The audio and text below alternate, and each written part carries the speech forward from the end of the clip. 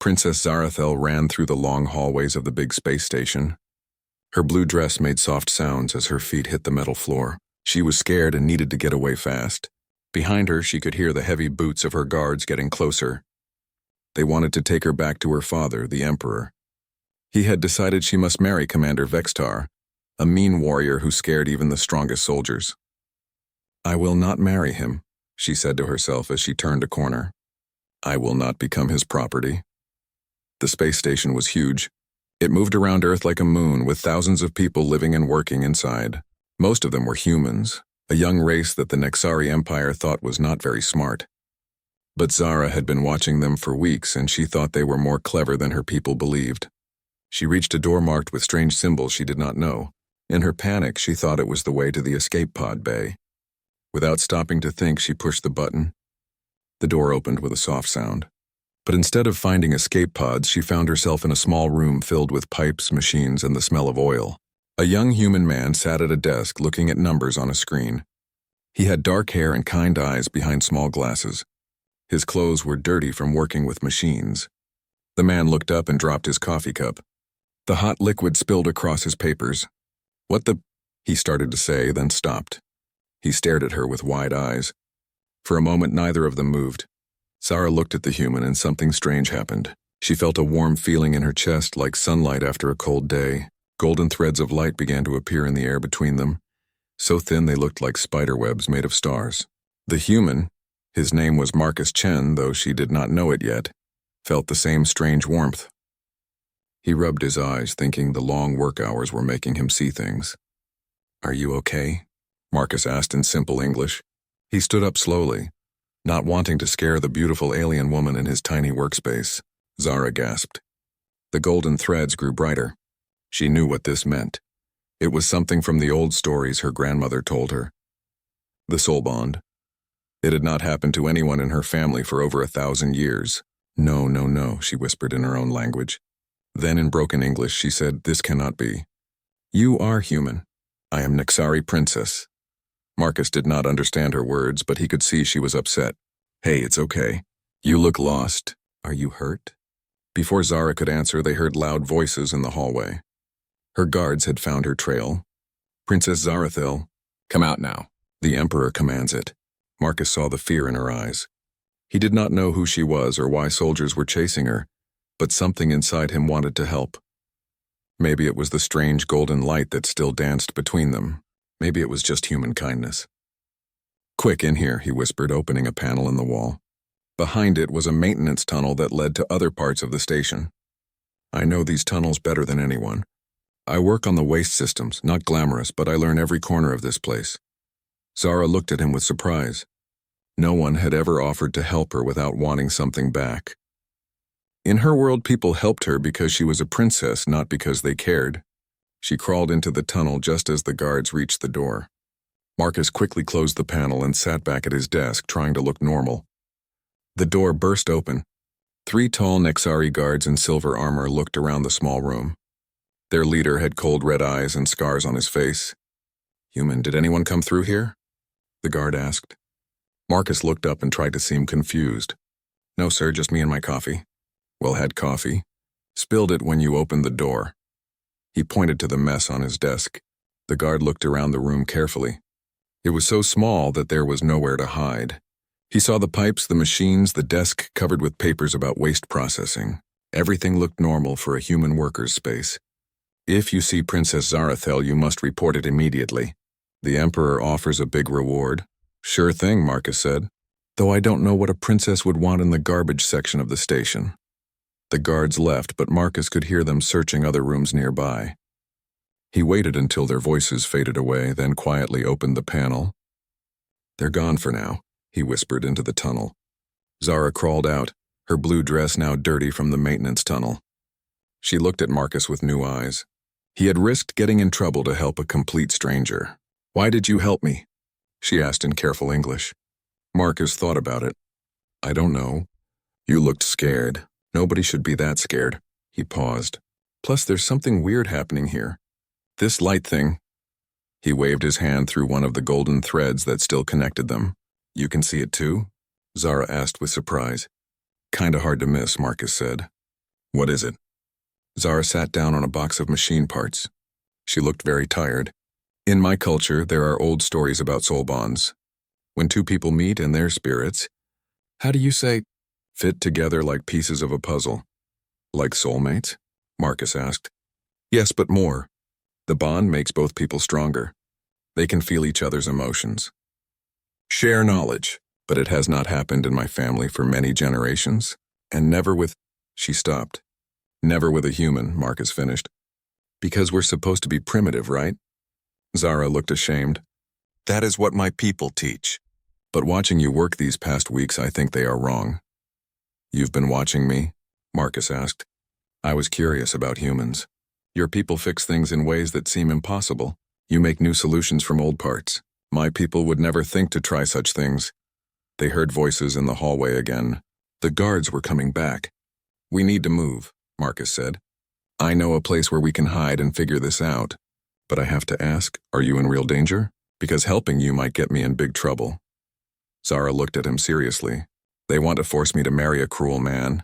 If I go back, I will never be free again, and... She paused. There are things happening that could hurt many people, including humans. Marcus made his decision. Then we run. I've got emergency supplies stashed in the deep tunnels, food, water, tools. We can figure out the glowing light thing later. As they prepared to leave, Zara felt something she had never experienced before. Hope.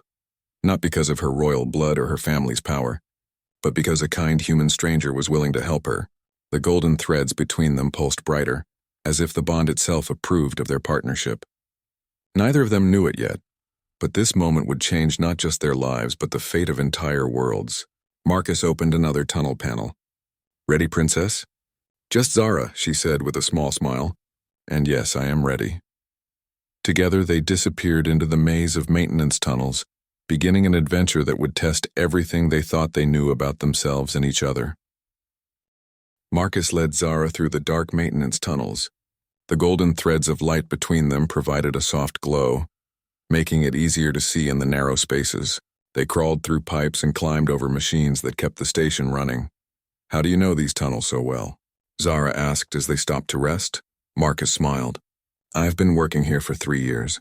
When machines break down, I have to fix them fast, so I made my own shortcuts through the station. Nobody else bothers to learn these paths. They reached a small room hidden deep in the station's belly.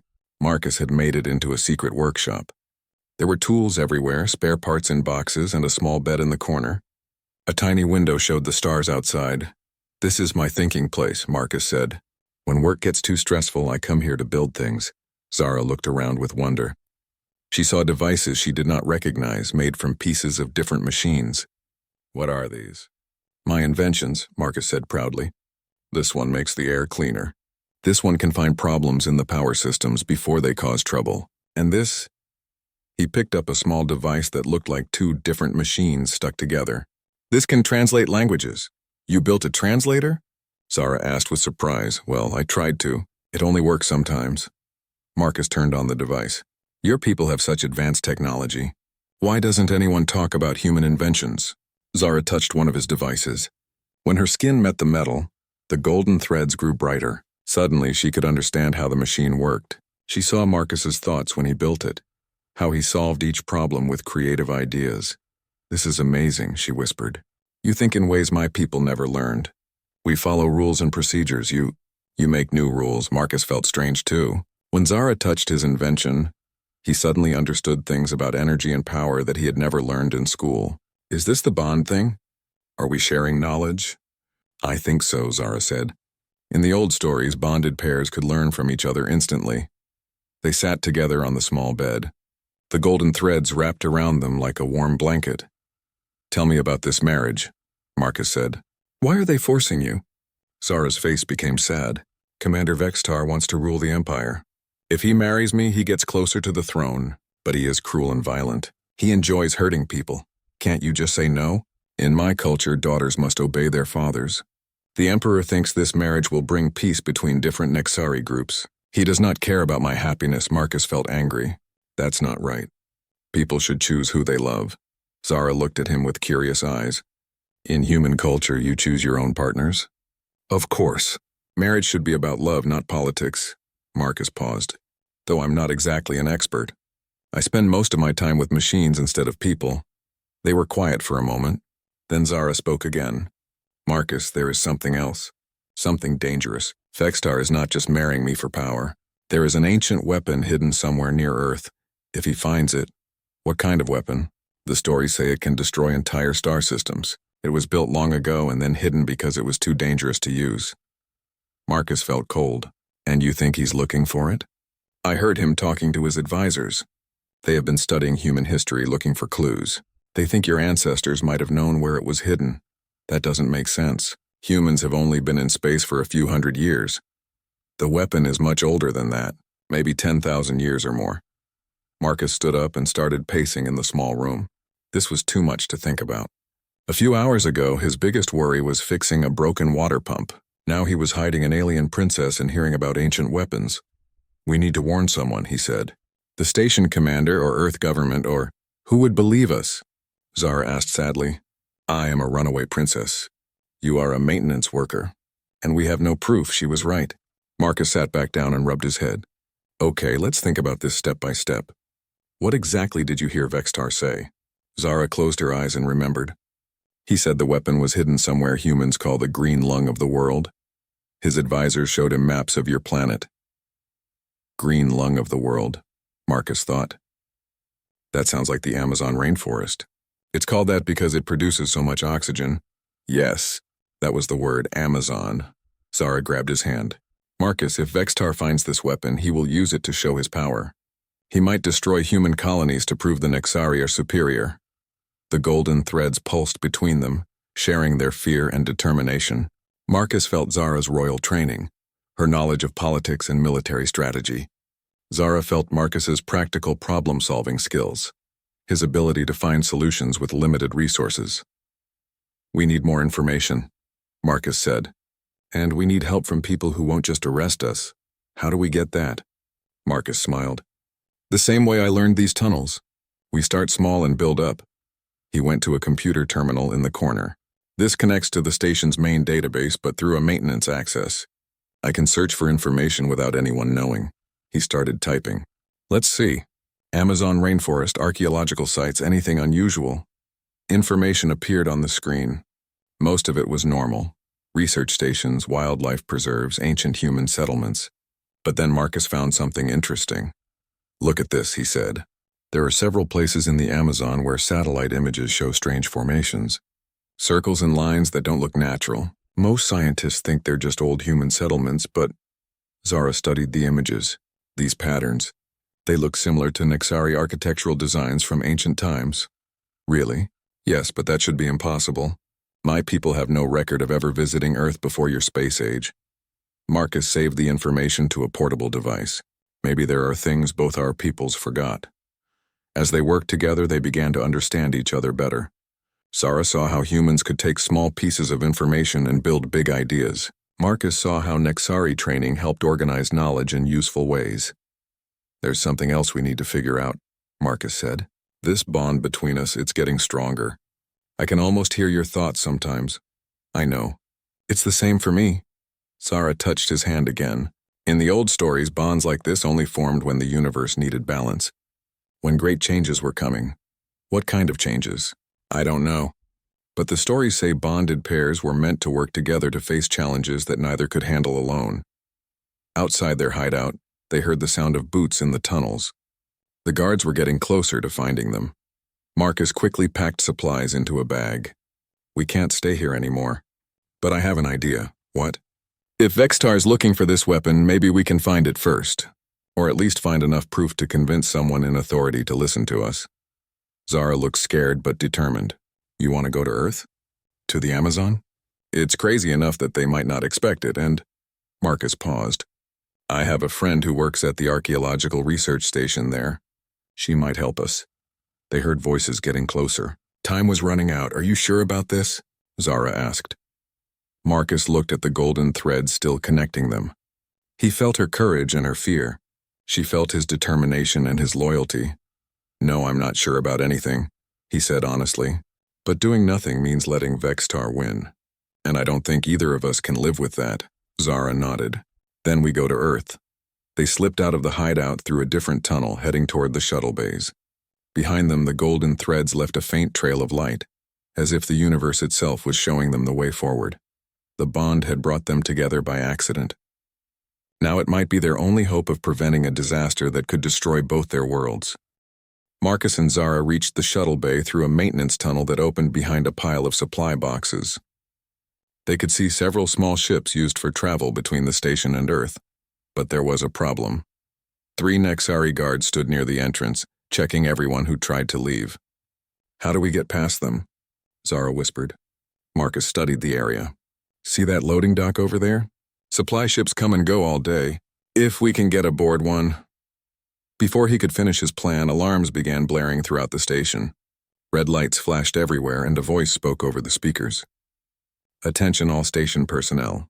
Princess Zarathel of the Nexari Empire is missing. Anyone providing information leading to her location will receive a large reward. Anyone hiding her will be punished severely." Marcus felt Zara's fear through their bond. He squeezed her hand. "It's going to be okay. We just need to be smart about this." Suddenly, the main entrance to the shuttle bay opened. Commander Vextar walked in with 20 armed soldiers. He was tall and scary-looking, with silver armor and cold eyes that seemed to enjoy other people's fear. "Search every ship," Vextar commanded. "Check every person leaving the station. The princess cannot have gone far." Marcus and Zara hid behind the supply boxes, watching as soldiers began inspecting every shuttle and transport ship. Their escape route was being blocked. "There," Marcus pointed to a garbage hauler ship at the far end of the bay. "That's the recycler. It takes waste from the station down to Earth for processing. Nobody ever checks what's inside those ships too carefully." "You want us to hide in garbage?" Zara asked. "It's not pleasant, but it works." Marcus smiled. "Plus, I know the pilot.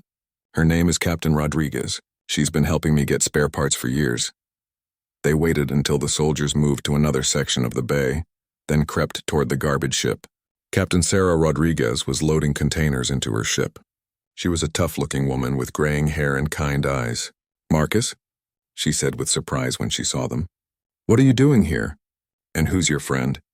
Before Marcus could answer, Captain Rodriguez noticed Zara's unusual appearance and the faint golden glow around both of them.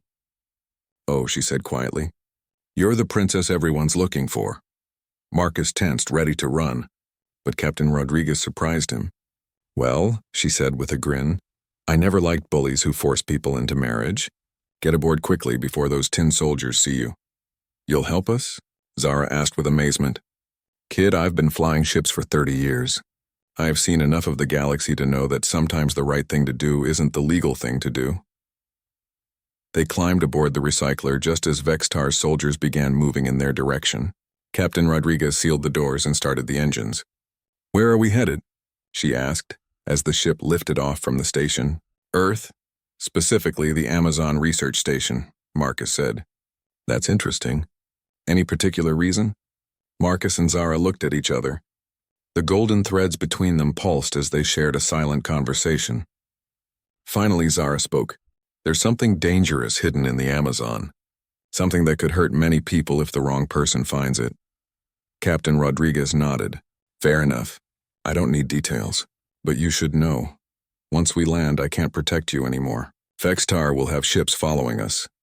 As they traveled toward Earth, Marcus worked on modifying some of the ship's equipment. His hands moved quickly, combining human tools with pieces of Nexari technology that Zara provided from her jewelry and clothing accessories. "What are you building?" Captain Rodriguez asked. "A scanner that can detect energy signatures from ancient technology," Marcus explained. "If there really is a weapon hidden in the Amazon, this should help us find it." Zara watched him work with fascination. Through their bond, she could feel his creative process, how he saw connections between different technologies that her rigid education had never taught her to notice. "Your people underestimate humans," she told Captain Rodriguez. "Most aliens do," the captain replied. "They see our short history and think we don't know much. They don't understand that being young means we're not stuck in old ways of thinking." As they entered Earth's atmosphere, the ship's communication system crackled to life. It was a message from the space station. "All ships in Earth orbit, this is Commander Vextar. Return Princess Zarathel immediately or face the consequences. The Nexari Empire will not tolerate interference from primitive species." Captain Rodriguez turned off the radio with an annoyed look. Primitive species? I'll show him primitive. She piloted the ship with incredible skill, dodging through Earth's satellite network and using the planet's magnetic field to hide their energy signature from pursuing ships. How did you learn to fly like this? Marcus asked. Used to run supplies to colonies that weren't officially supposed to exist, she said with a smile. You learn to be creative when you're avoiding government attention. They landed at a small airfield near the Amazon research station. Dr. Elena Vasquez, Marcus's friend, was waiting for them.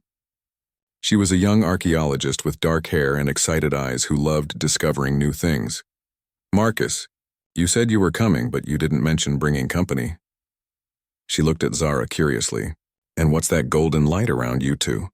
It's complicated, Marcus said. Elena, we need your help. There might be something really old and dangerous hidden in the forest. Something that could hurt a lot of people if the wrong person finds it. Dr. Vasquez looked serious. What kind of something? Zara stepped forward. In my people's history, there are stories of a weapon built long ago. It was hidden because it was too powerful to use safely.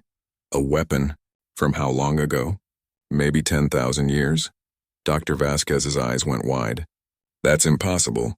There weren't any civilizations advanced enough to build weapons like that 10,000 years ago. What if there were? Marcus asked. What if both humans and aliens worked together back then, and we just forgot about it? Dr. Vasquez thought about this. There are some sites in the deep forest that we've never been able to explain. Geometric patterns that don't match any known ancient human culture. We always assumed they were just unusual natural formations. Can you take us there? Zara asked. It's dangerous. The jungle is thick, and some areas are completely unexplored. Plus, if what you're saying is true and someone is following you... Before she could finish, they heard the sound of aircraft approaching. Through the trees, they could see Nexari ships landing near the research station. Too late, Captain Rodriguez said. They found us. Soldiers began emerging from the ships. Vextar himself stepped out of the lead vessel, his armor gleaming in the sunlight. He brought an army, Zara whispered. Marcus felt her fear through their bond, but he also felt something else. Determination. They had come too far to give up now. Elena, he said urgently. Is there another way into the forest? Something these soldiers won't know about? Dr. Vasquez nodded. There's an old river route. My research team uses it sometimes, but... No time for buts, Captain Rodriguez said. These military types always expect people to run in straight lines. Let's be creative. They gathered supplies quickly and headed toward the back of the research station, where a small boat waited by the river. Behind them, they could hear Vexatar shouting orders to his soldiers. As they pushed the boat into the water, Zara looked back at the approaching soldiers. He will never stop hunting us. Then we better find this weapon before he does, Marcus said. The golden threads between them glowed brighter as they entered the dark waters of the Amazon River. Whatever was hidden in the ancient forest, they would face it together. The hunt had become a race against time, with the fate of two worlds hanging in the balance. The small boat moved quietly down the dark river. Thick jungle surrounded them on both sides, with huge trees reaching toward the sky. Strange bird calls echoed through the forest, and the air was heavy with moisture and the smell of growing plants. Dr. Vasquez guided the boat with expert skill, avoiding fallen logs and shallow areas. The site I want to show you is about 2 hours upstream, she said quietly. We have to be careful. The jungle has its own dangers even without alien soldiers chasing us. Marcus worked on his scanner while they traveled. The device made soft beeping sounds as he adjusted the settings. Through their bond, Zara could feel his concentration and helped him understand energy patterns that human science had never discovered. It's working, Marcus said with excitement. I'm getting readings from something ahead. Something old and powerful. Captain Rodriguez kept watch behind them. No sign of pursuit yet, but they'll figure out where we went soon enough. As they traveled deeper into the forest, Zara began to feel strange. The golden threads connecting her to Marcus grew brighter, and she could sense something calling to her from ahead. There's something familiar about this place, she told Marcus. Like I've been here before, but that's impossible. Maybe not impossible, Dr. Vasquez said. Some of the formations we've found here don't match any known human culture. The stones are arranged in patterns that seem almost alien. They reached a narrow stream that branched off from the main river. Dr. Vasquez steered the boat into the smaller waterway. The jungle grew thicker here, with vines hanging down into the water and flowers blooming in impossible colors. "We have to walk from here," Dr. Vasquez said as they reached a small clearing. "The site is about half a mile through the forest." They pulled the boat onto the shore and gathered their supplies.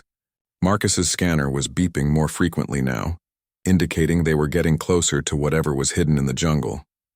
The walk through the forest was difficult. They had to push through thick bushes and climb over fallen trees. Strange insects buzzed around them, and they could hear larger animals moving in the distance.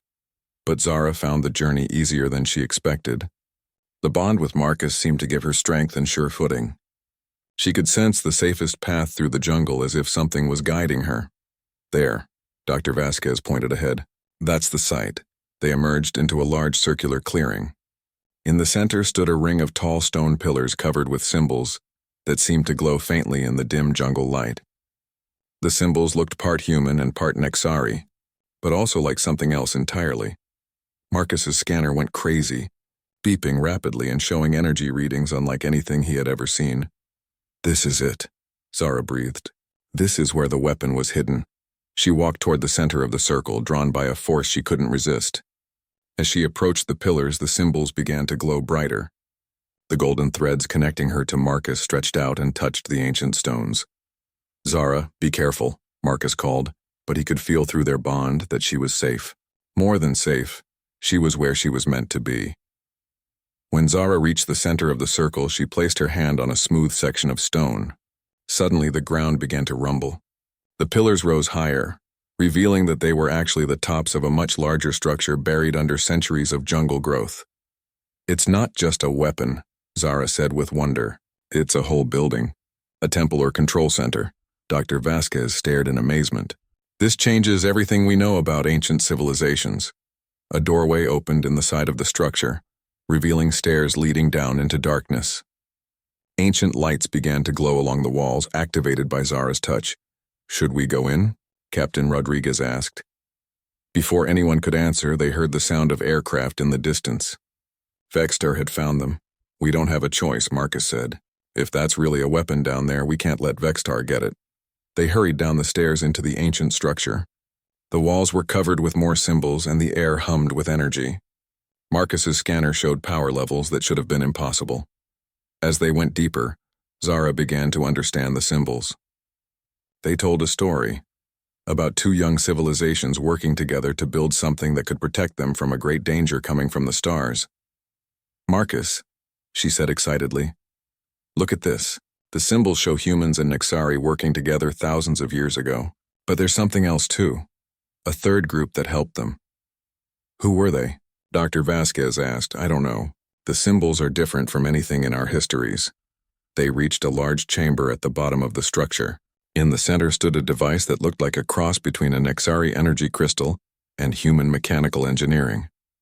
It was beautiful and terrifying at the same time, but something was wrong. The device was broken, pieces were missing, and dark burn marks covered its surface. "It's damaged," Marcus said. "This weapon, it was destroyed on purpose." Zara touched the broken device and suddenly her mind filled with images from the past. She saw the ancient builders, humans, Nexari, and a third species she didn't recognize, working together to create not a weapon, but a shield. Something to protect entire solar systems from creatures that fed on civilized worlds. "It's not a weapon," she said breathlessly. "It's a defense system, and it was broken to keep it out of the wrong hands." "But it can be fixed?" Marcus asked. "Maybe. But it would take all three species working together again." Above them, they heard explosions and the sound of soldiers entering the jungle clearing. Vextar was getting closer. Marcus examined the broken device with his engineer's eye. "Some of these parts, I think I could rebuild them. But I'd need materials from both human and Nexari technology." "And the third species?" Dr. Vasquez asked. Zara looked at the symbols again. I think they're still here, hidden, waiting for the right time to help again." Suddenly, the chamber filled with new light. Figures appeared around them, not solid but made of energy and starlight.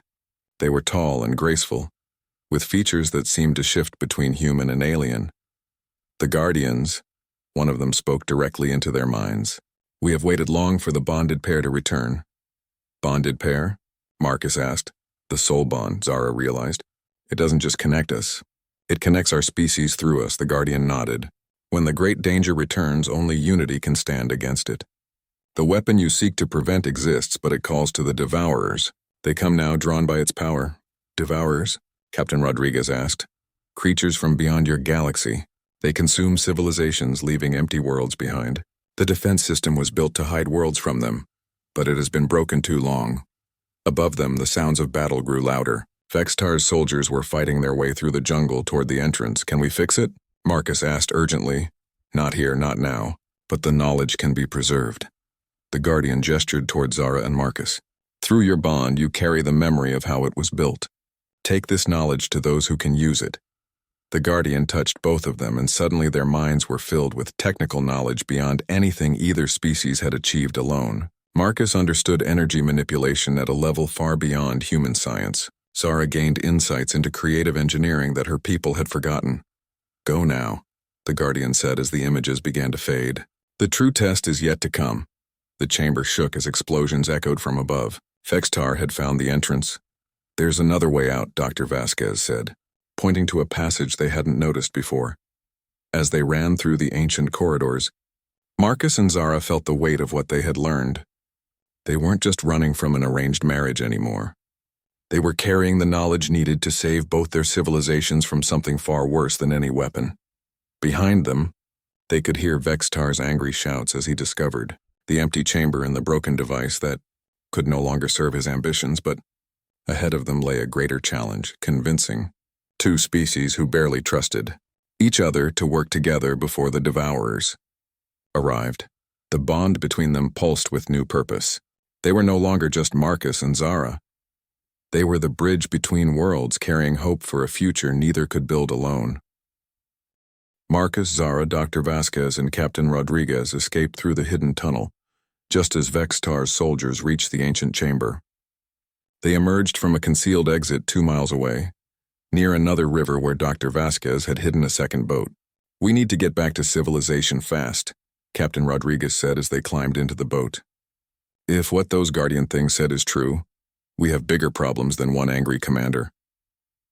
Marcus felt overwhelmed by all the new knowledge in his head. The Guardians had shown him how to build technology that could hide entire planets from the cosmic Devourers, but the devices needed materials and cooperation from multiple species. "How do we convince anyone to believe us?" he asked. "We're talking about invisible space monsters that eat civilizations." Zara touched his hand, and the golden threads between them glowed. Through their bond, she shared her royal training in diplomacy and politics. "We start with people who already trust us. Then we show them proof." "What kind of proof?" Dr. Vasquez asked. "The scanner Marcus built," Zara said. "It can detect the energy signatures of approaching Devourers. And with the knowledge the Guardians gave us, we can improve it."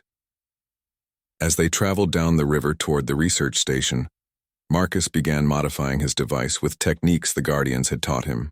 The scanner now showed not just local energy readings, but disturbances in space itself. What it showed made everyone's blood run cold. "There," Marcus pointed at the display. 3 large objects approaching from outside the solar system. They're still far away, but moving fast. "How long do we have?" Captain Rodriguez asked. Marcus did quick calculations in his head. "Maybe 6 months. Maybe less." They reached the research station to find it in chaos. Vextar's soldiers were everywhere, searching buildings and questioning scientists. But their arrival created an opportunity. "Look," Dr. Vasquez pointed to the main communications building. "If we can get to the long-range transmitter, we can contact both Earth government and the Nixari Empire at the same time." "That's heavily guarded," Captain Rodriguez observed. Zara smiled. "Not necessarily. I am still a princess. Even Vextar's soldiers have to follow certain protocols." She stepped out of the boat and walked boldly toward the research station. Marcus felt panic through their bond, but also her determination. "Princess Zarathil," a soldier spotted her immediately. "Commander Vextar has been looking for you." "Of course he has," Zara said in her most royal voice. "And I wish to speak with him. But first I must send a message to my father, the Emperor." "Surely you will not prevent a princess from communicating with her family," The soldier looked confused. Protocol said he should arrest her, but it also said he couldn't interfere with royal communications. I must ask the commander. You do that, Zara said. Meanwhile, I will be in the communications center, as is my right. She walked past the confused soldier with Marcus, Dr. Vasquez, and Captain Rodriguez following. Her royal confidence was so convincing that other soldiers stepped aside automatically. They reached the communications center before anyone could stop them. Dr. Vasquez quickly activated the long-range transmitter, sending signals to both Earth's government and the Nexari homeworld. This is Princess Zarathel of the Nexari Empire, she spoke into the transmitter. I am sending urgent information to both Emperor Nexarthul and the Earth Defense Council. A cosmic threat approaches that endangers both our worlds. Marcus stepped forward. This is Marcus Chen, engineer and citizen of Earth. We have discovered evidence of creatures from outside our galaxy that consume civilized worlds. We estimate 6 months before they arrive in our solar system. They transmitted all their data, the scanner readings, images from the ancient temple, and the technical specifications the Guardians had given them. The defense system can be rebuilt, Zara continued, but it requires cooperation between humans, Nexari, and the Guardian species. We must work together or face extinction separately.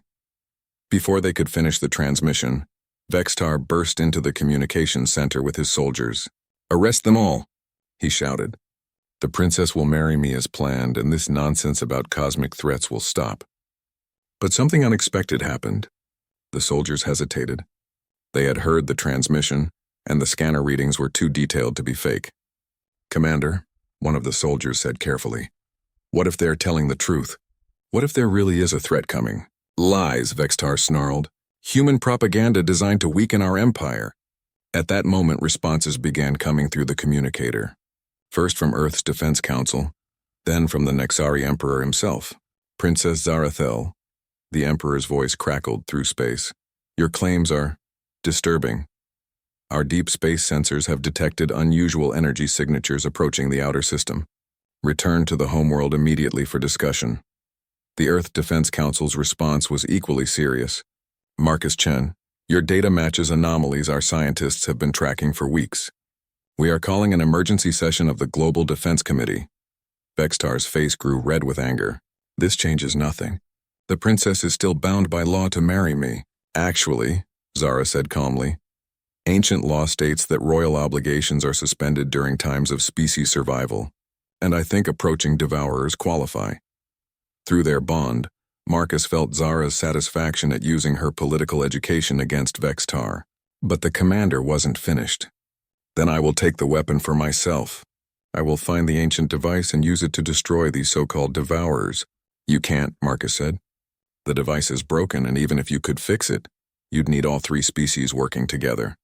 The Guardians built in safeguards to prevent any one group from using it alone. Then I will force cooperation. Vextar raised his weapon toward Marcus. That's when Zara stepped between them. The golden threads connecting her to Marcus flared brighter than ever before, creating a barrier of pure energy that stopped Vextar's weapon from firing. Enough, she said, and her voice carried power that made everyone in the room step back. You want to rule through fear and force, but the greatest strength comes from unity and trust. She turned to address everyone present, soldiers, scientists, and civilians alike. The devourers are coming whether we fight each other or not. But we have something they don't expect: the ability to work together across species lines. Humans bring creativity and adaptability. Nexari bring knowledge and technology. The Guardians bring wisdom and energy manipulation. Marcus stepped beside her, feeling their bond stronger than ever. We've already started building the defense system. Dr. Vasquez's research station can be the testing ground. Captain Rodriguez can transport materials between Earth and the Nexari fleet. And the soldiers here? Zara looked at Vextar's troops. You can choose to follow a commander who wants to rule through fear, or you can help protect both our worlds. One by one, the soldiers lowered their weapons. Even faced with court-martial, they couldn't ignore the evidence of approaching danger. Vextar found himself alone and outnumbered. This isn't over, he snarled, but his threat sounded empty now. 6 months later, the first defense platform came online just as the Devourers reached the outer solar system. The combined human Nexari Guardian technology worked perfectly. hiding both Earth and the Nexari homeworld from the cosmic predators. The Devourers, unable to find any trace of civilization, moved on to hunt elsewhere. Marcus and Zara stood together on the new orbital station that served as headquarters for the Tri-Species Defense Alliance. The golden threads between them had evolved into something beautiful, a visible symbol of cooperation between different peoples. "So," Marcus said with a smile, "any regrets about opening the wrong door?" Zara laughed, the sound mixing with the gentle hum of the defense systems protecting both their worlds. "Best mistake I ever made." Below them, human and Nexari engineers worked side by side, building a future neither species could have achieved alone. The bond that began with a frightened princess and a surprised engineer had become the foundation for a new age of cooperation. And somewhere in the space between stars, the Guardians watched and smiled, knowing that the young civilizations had finally learned the most important lesson of all. Together, they were stronger than any threat the universe could bring.